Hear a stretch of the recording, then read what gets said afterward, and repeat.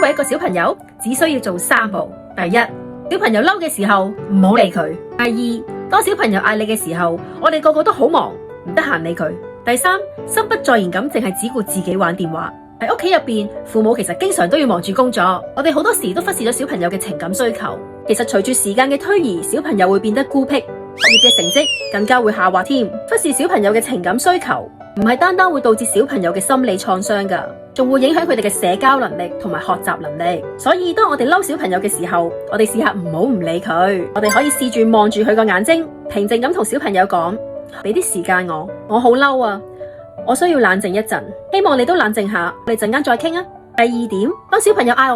我哋其實成日都會好忙，做緊其他嘢㗎，我哋可以攞出1分鐘嘅時間同佢講，媽咪淨係處理緊一樣好緊要嘅事啊，你等我20分鐘啊，我陣間返嚟陪你。而第3樣就係我哋個個成日都會發生㗎啦，記得一係唔好陪小朋友，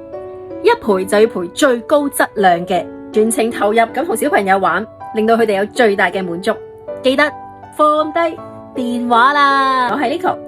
下次再見，記得關注我啊。